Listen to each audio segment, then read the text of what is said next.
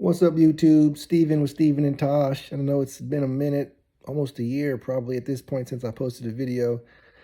Kind of stopped for a while for a few reasons. One, it's a lot of work, and as you already see in my videos, I don't do a lot of editing. I don't have the fancy equipment, but I just figured, you know what? I've got some things that I think I want to start posting again. So we'll see. I'm trying to do better at getting videos out. But I want to talk about COVID. Um, if you've watched any of my videos or know me, you know I'm a doctor here in a small town, a general surgeon. And small town general surgery, we do a lot. We see a lot of different things. We're usually the first people they call with anything that could be surgical. And one of the things about COVID that kind of goes unnoticed if you're not in the hospital. You see it talked about on the news channels when they talk about COVID and they talk about the number of hospital beds that are being taken up. And it's really affecting smaller towns, probably more so because there's just no beds available.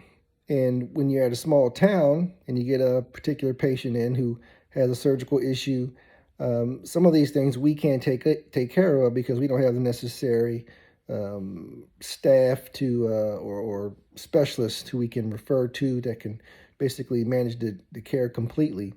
And so when there are no beds available, well, let me go back. If there are beds available, typically we get a patient in who may have a surgical issue. We're asked to see him. We go and see him, and then we say, well, this is something that needs to be handled elsewhere for them to get the most appropriate care. We just transfer them out to a nearby bigger city.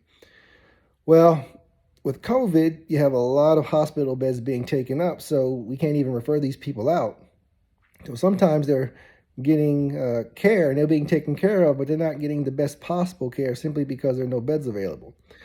Now, I'm not here to tell you get the vaccine or not, but what we have noticed, especially with the new Omicron variant, is that even though you may get COVID, you may actually catch the Omicron variant, even if you've been vaccinated. The chances of you being hospitalized with it are much less, which means you don't come to the hospital, you're not taking up a hospital bed. If people did that and their beds available in other areas of the state, we can transfer these people out.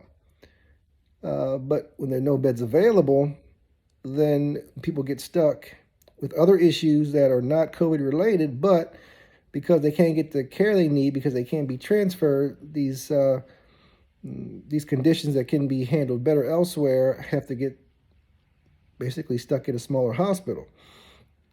So even though COVID itself may not be killing as many people with the new variant, it still can cause some hospitalizations, which can limit what we can do as surgeons or other healthcare professionals, and we can't transfer them out. So we kind of get stuck with patients that should be transferred elsewhere.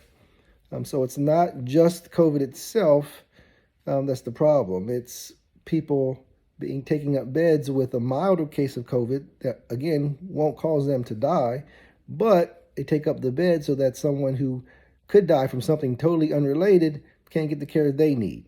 So, again, I'm not saying to get vaccinated. It's totally up to you, but there's more to this than just catching COVID or dying from COVID. It's the fact that hospital beds are being taken up, and that causes other people to not get care they need. So even though you personally may be young, you may catch the Omicron variant and you'll be okay. You may have to go to hospital for a few days. Those few days you were there can limit the possibility of someone who really, really needs medical care, can cost them their life in some cases because they can't be transferred elsewhere. So just something to think about. If you're on the fence about getting vaccinated, it's been said many times on by many different people on many different news networks. You really kind of get the COVID vaccine not so much to help you as it is to help other people. And again, it may not even be people who may necessarily get COVID, but to help people who have other issues that need hospital beds.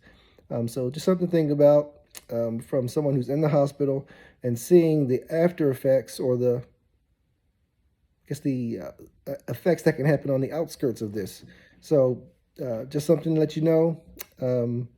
If you're on the fence, I say get it. I've had the 2 and the booster, um, and it's just something that needs to be done. But again, it's your choice, and I hope you choose what you think is best for you. But keep in mind that your COVID vaccine not only helps you, helps your family, can help someone else who may need care, get a hospital bed, and or be transferred to a facility where they can get the appropriate care. So that's it. Thanks a lot. See you again.